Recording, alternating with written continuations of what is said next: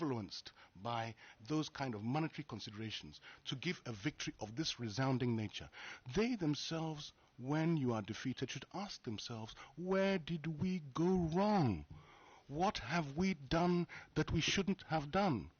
What did we do that has led the rank and file to reject us to this extent? These are the questions I would be asking myself if I had been defeated. And just recently, we had a debate at TV Africa.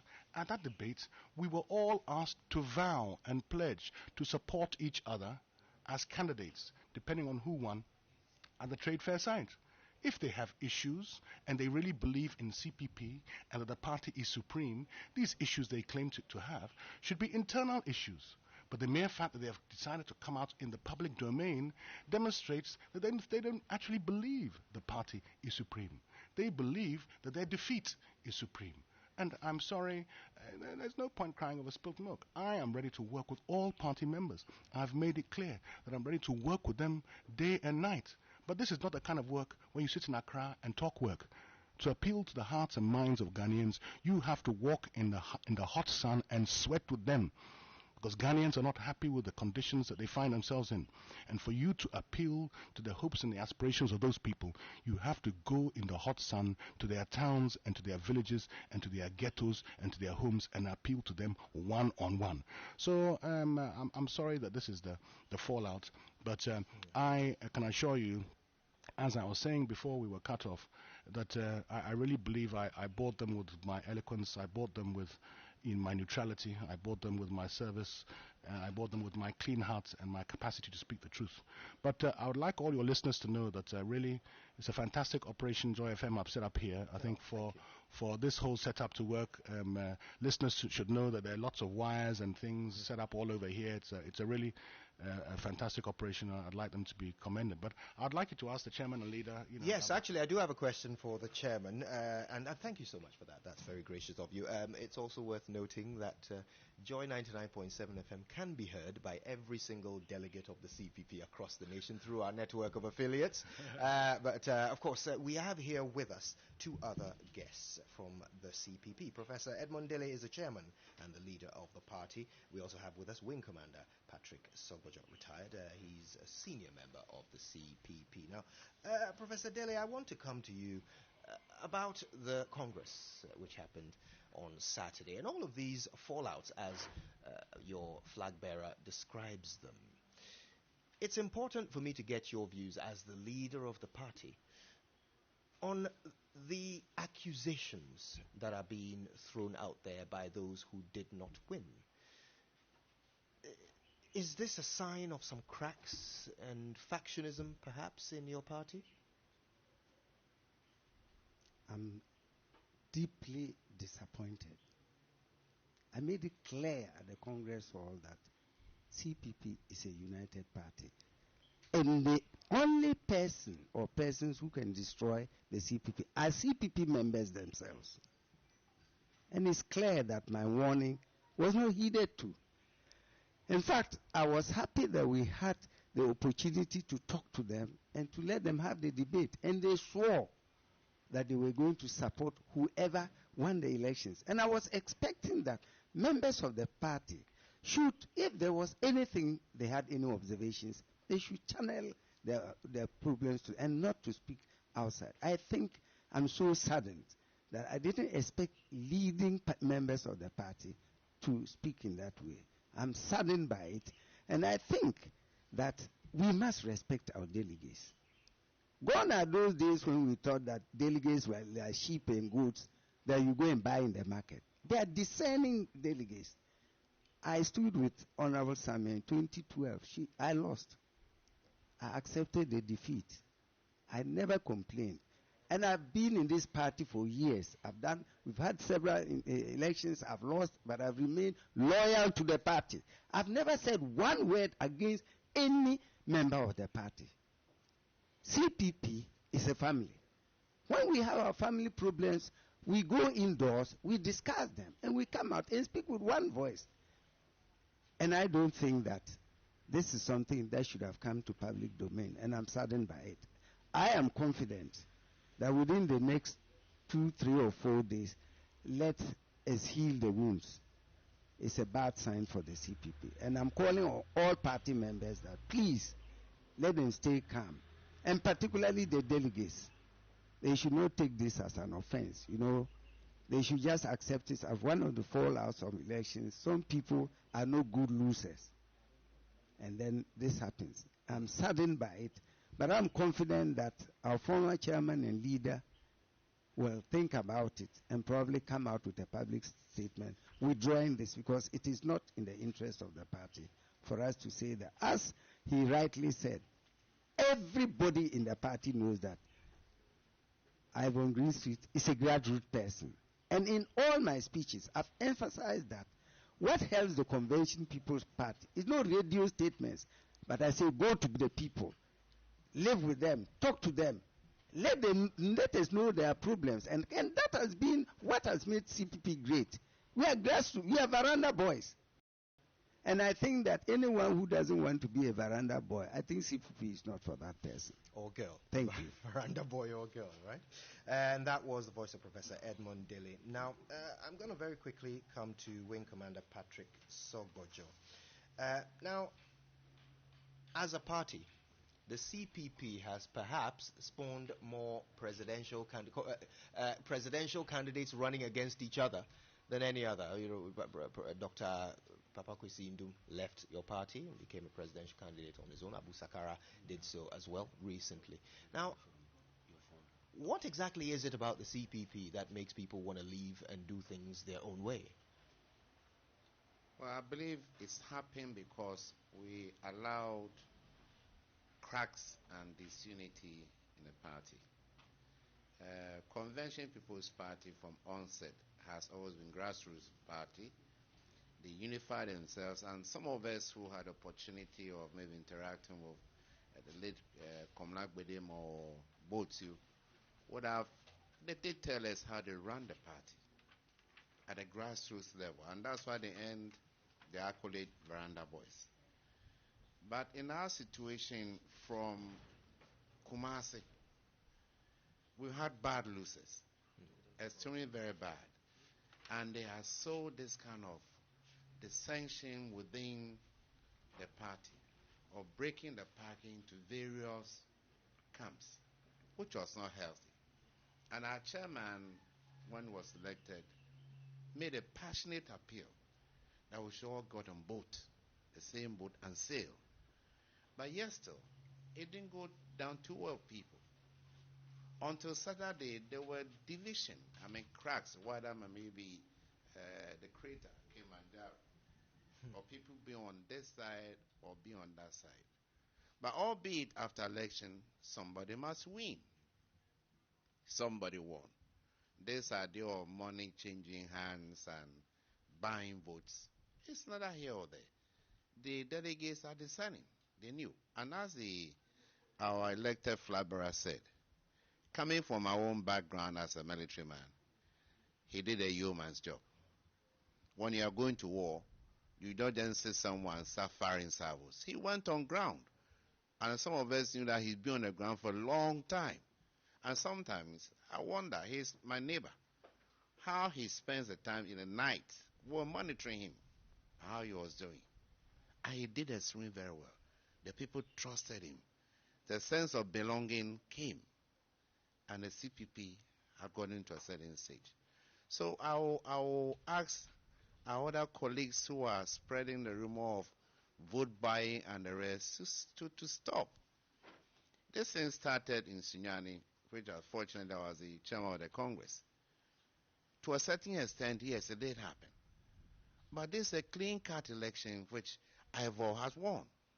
And if you have any problems, lay through the pipes which we have. We have a chairman of the party, we have a central committee, bring them up. But you just don't go waffling saying that people who were sharing money at the Congress. Did the television capture anybody? Or they saw them being shepherded into a classroom and sacks of money being shared? Please. Could it not have been a covert operation? Well, he said so, and that's part of warfare. Part of warfare. Nobody knew when he started going up north, west, and east. We knew he was on the ground. You sit here and deal with it. How many, if you take the press, let's say Graphic, Daily Guide, what's their circulation? In the constituencies, the villages, do they ever see it? He was a man on the ground. He worked for the ground. By the time they realized, it was too late. Thank you. Okay. Now, as with politics, there are always allegations and accusations flying around. In fact, I don't recall how many years ago it was that I was reading a memo which accused you of using drugs and causing an accident, causing the deaths of those who you were in the accident with. There was also the accusation of Professor Dele being a spy, I think, in the party. So let me ask you about this one. This is the most recent. Apparently, the NDC sponsored your campaign. They put you in there as a sleeper so that when it comes to a runoff, you'll support them. I mean, it's just so highly preposterous. I think all of Ghana watched me at Kumasi when I went to lament about the current state of affairs in our nation at that time. From the Boy Sabre speech. Boy Sabre, from we'll be talking about that later. And if you remember, I was after that accused by the first gentleman of the land of being myopic, and I think one of his communicators was insisting that I needed to be elevated. So I really find it peculiar that those who I had that political inverted commas altercation with would be the same people who could possibly be my financiers. I don't know where it is in our culture that you have a serious problem with someone, and that same problem is a cover for that person to also be your main supporter. So once that rumor that they tried didn't work, they've tried other angles too. That it has come from somewhere else or it has come from here. But the battle is the Lord's. And we sought the blessings of the Almighty to bless the hard work that we had done, and we are ready to work with everybody to raise the fortunes of the party, and that is why we are determined and dedicated to move forward. I think we'll have to pause. We've had the problem again. Yeah. Right, we are speaking to Ivor Greenstreet. He's the recently elected presidential candidate for the CPP. We're getting the story behind the story as we uncover the man behind the name, The Green, and as we get to grips with his plan for 2016. Now, speaking of 2016, it occurs to me that this certainly won't be the first time that the CPP has fielded the candidate in the presidential elections. Now, in the first round of elections in 2000, your candidate George Hagan came up with 1.78% of the vote. In 2004, George Agude came up with 1% of the vote. In 2008, Dr. Papakwesi Ndum managed 1.34% of the vote. In 2008, actually, those are the last figures that I've got on my screen. As it refreshes, let's just look at the reality. Not to interrupt you, but I don't think those figures are entirely accurate. Number one, I know that George Agude got a bit more than that. But yes, I think that the point you're making is that our fortunes have been gradually dwindling. Well, actually, the point I'm trying to make is that apart from always being third, and this information is from the African Elections Database, we will double check them. But yes, apart from being third all the time, you are usually third with a margin that is difficult to define as significant. How is it going to be any different in 2016? Well, I think if you remember, in our last campaign, let's go back campaign by campaign briefly. If you remember, in our last campaign, unfortunately for the highly respected and very intelligent, committed gentleman who the party elected, that is Dr. Abu Sakara, he was not elected until May of 2012, which was literally just a few months to the election. And we weren't able to galvanize sufficient support for him. And his election was actually prior or post the departure of Dr. Indum at that time. Yes. So, there was a real perception, and we were, finding things difficult. The election prior to that, Dr. Indum was the candidate. And we also had a divided front at that time internally. And that also came out into the public domain and affected the performances of the party at that time. Going back the election before, George Agude, I'm sure you remember that was when we had a situation where there was some group of persons who decided they were supporting another presidential candidate whilst he was a presidential candidate. Dr. And now Professor Dili was chairman and leader then. That was his first term as chairman and leader. And I know that he will be able to describe to you the kind of things he had to endure at that time with respect to the divisions in the party.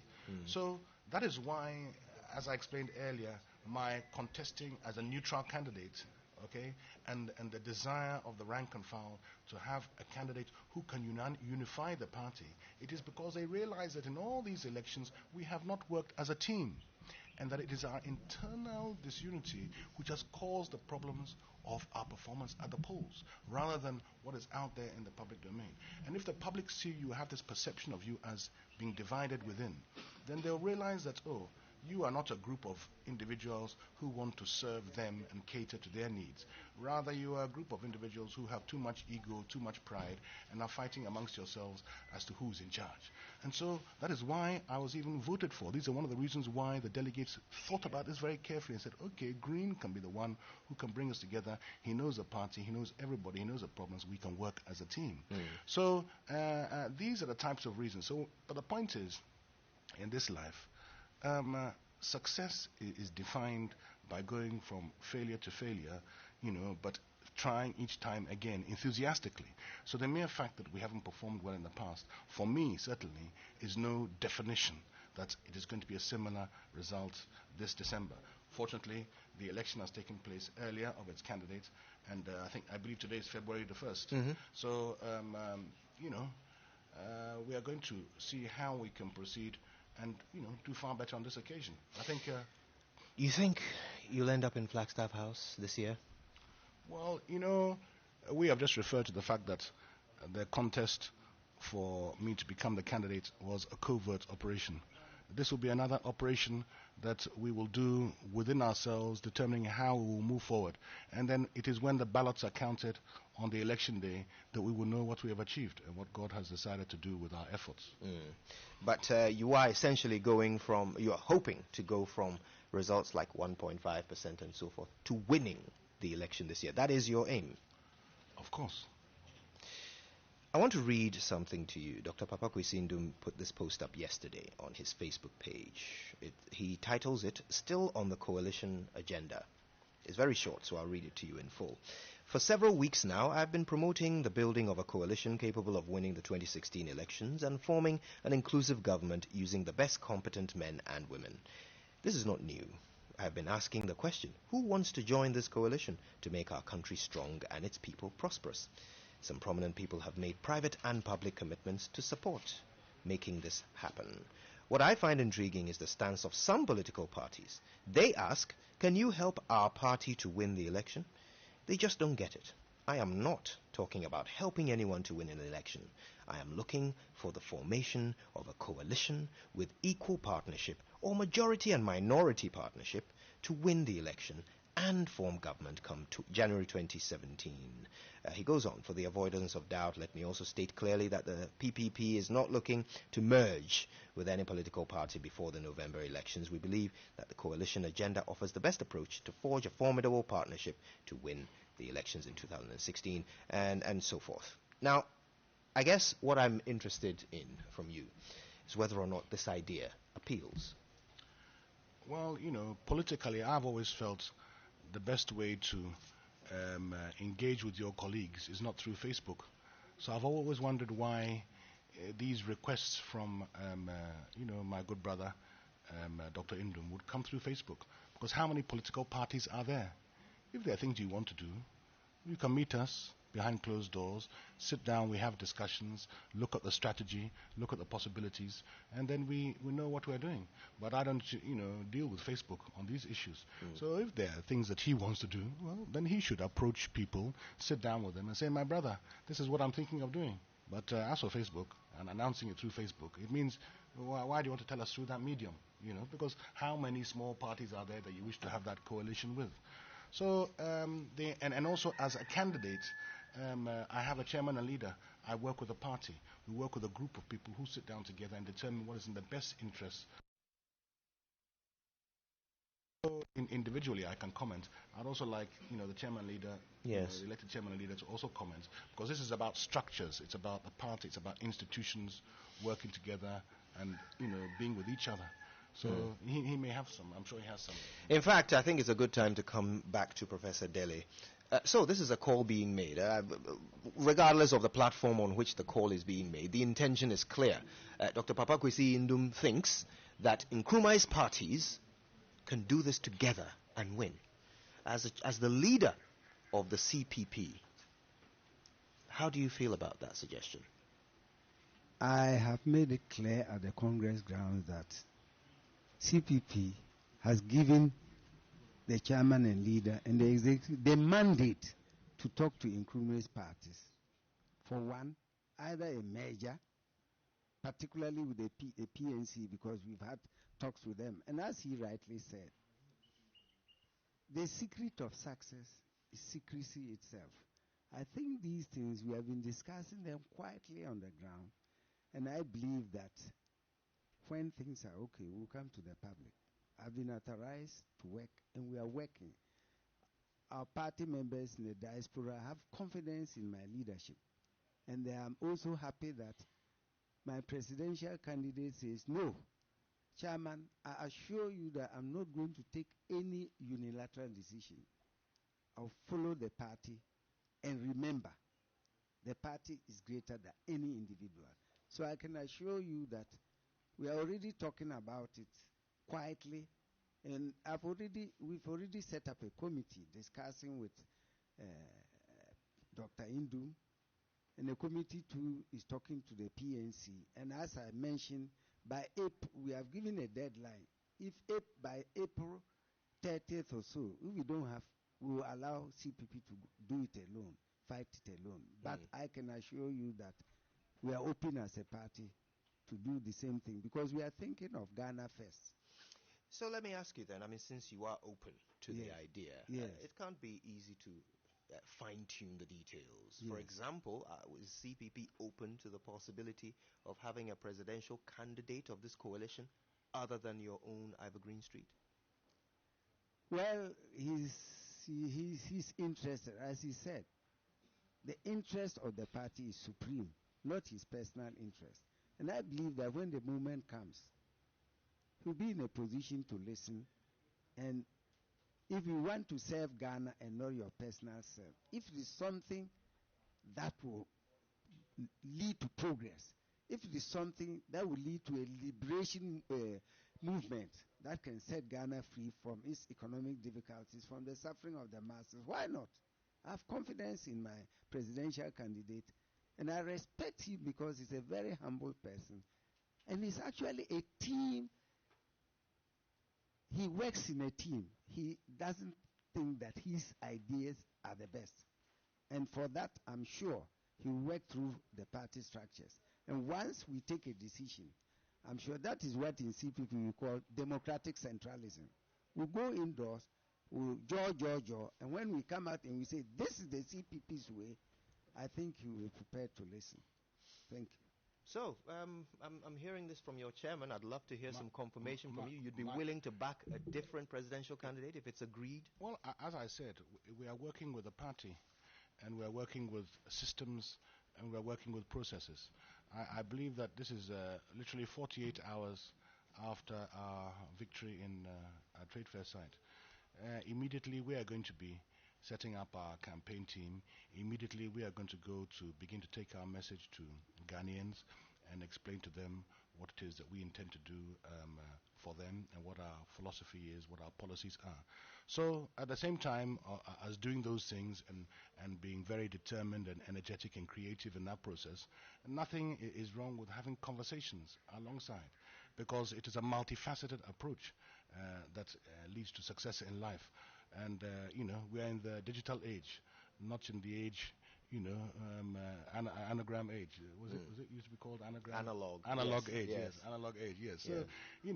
So, whether you like it or not, you have to juggle a number of balls at the same time. And I have a close working relationship with my chairman and leader and other party members, and we will be sitting down talking together and exchanging views and ideas about what is the best for CPP and what is the best for Ghana. We have worked hard over recent past to try and carve out a distinct identity for the party and detach ourselves from the perception of being on the apron strings of NDC and MPP. I think you have heard the chairman and leader on numerous occasions at different fora indicate that the CPP is going it alone and that we no longer want to be defined by our attachment to two other large parties. And so if we are talking to other smaller groupings who they say are Nkrumahist, we'll have to define those things because there's no point being in a coalition for the sake of being in a coalition. You have to have agreement on what it is that you believe in and what your ideas are for the solutions for the Ghanaian people. So I don't think CPP will be in a coalition if those in the coalition don't believe in what the coalition is described and intended to do. And I think you heard the chairman and leader said that it's about what we feel Nkrumahism is and how relevant it is today in terms of how it can be explained and how we understand it. And but at the same time we have to be flexible.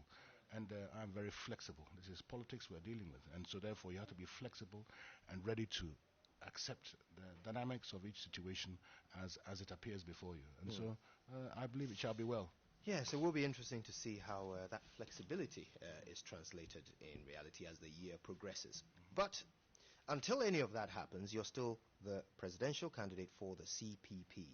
Progressing on that premise, the party has expressed that desire to work with those candidates who did not win. It's a situation that I'm wondering how you're going to implement this, and I'll tell you why I'm wondering. Professor Akosa, who we talked about earlier, this is a direct quote from him. Some people have been General Secretary for 8 years. Where is the organization of this party? Where is the platform on which they think they have the audacity to come and contest, even for a presidential slot? These are the thoughts of Professor Bedu Akosa, who was campaigning on behalf of Samia Nkrumah, as you have pointed out. You are hoping to bring these people back into the fold. But even this morning, as we spoke, you accused Samia Nkrumah of self-delusion. You accused Professor Akosa of lying. How on earth are you going to come together and work together? Unfortunately, Professor Akosa said these things, I'm assuming, before we had this discussion this morning. So at the end of the day, it is politics. At the end of the day, you can have arguments with your own wife. You can have arguments with your own family members and say things that you regret. So maybe they regret the things they have said. Maybe I can express regret about the things I have said. The party is bigger than any comments Green may make today or what Akosa or Samia have said yesterday. I have a close working relationship with Samia. I worked with her as General Secretary. Our relationship has not broken down at all.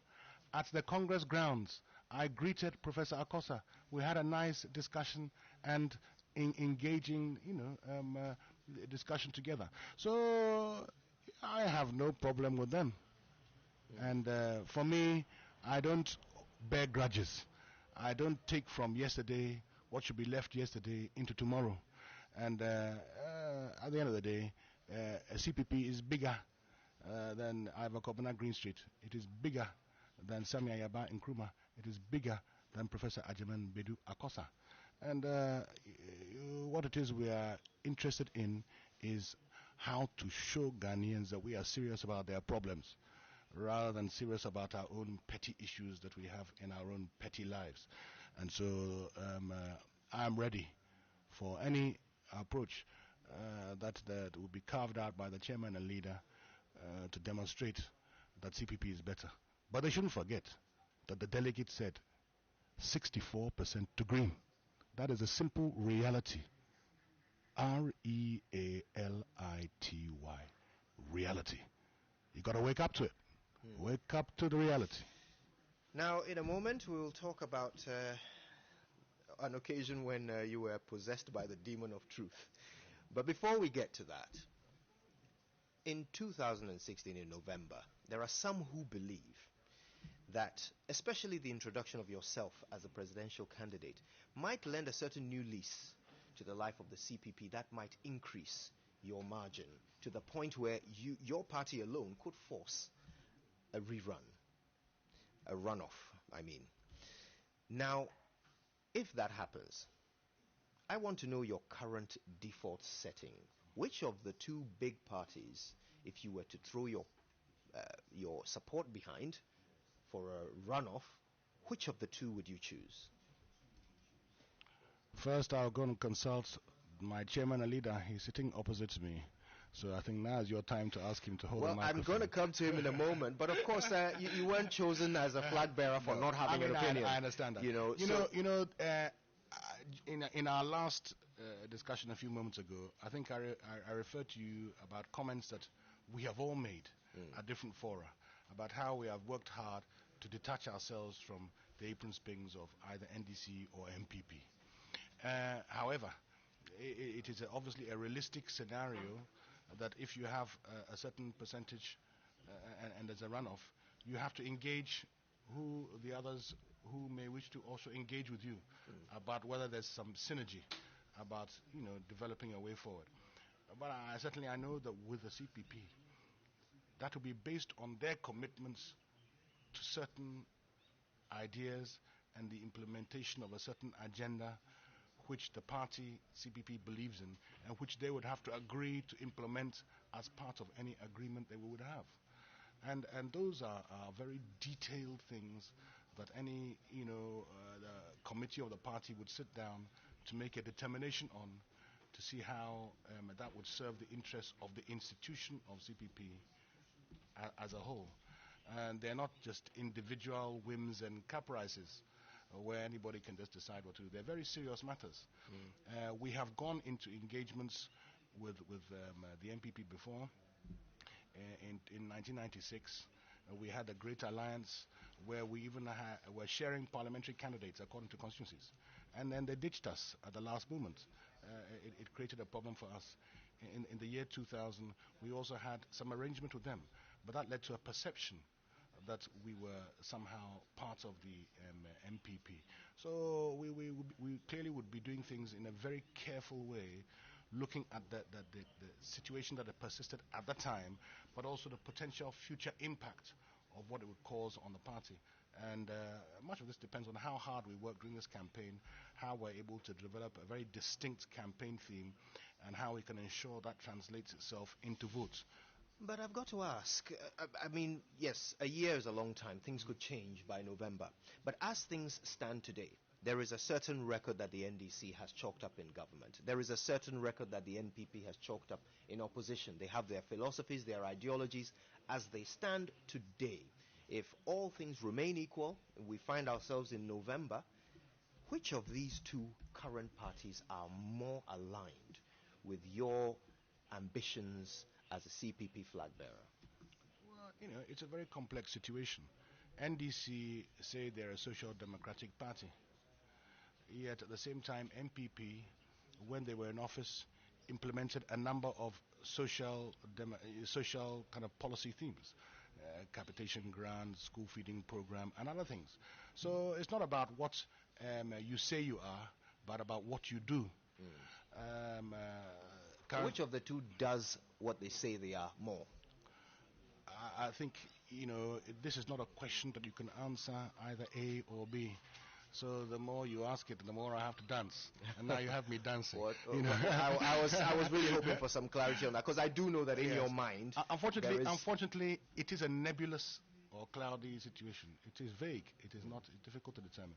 So, and let us see how things unfold. We have quite a long way to go, and we have a lot of work to do. And we're looking forward to doing that work. And we're very excited by where we find ourselves at this point in time. And we know that Ghanaians are going to listen to what we have to say. Our message is going to resonate with the ordinary people. And get ready for the Green campaign. Okay. Well, you heard him, Ivor Greenstreet. He's playing host to us right here on the Super Morning Show. We're in his home in East Legon, enjoying a wonderful breakfast and great company with the leadership of the CPP. We're going to take a break, but when we come back, we'll see if perhaps the chairman can help us through the nebulous issues at hand. And also, we'll find out a little bit more about that Boys Are Bre speech. What went into it? How does it feel to be possessed by the demon of truth? That and more after these messages.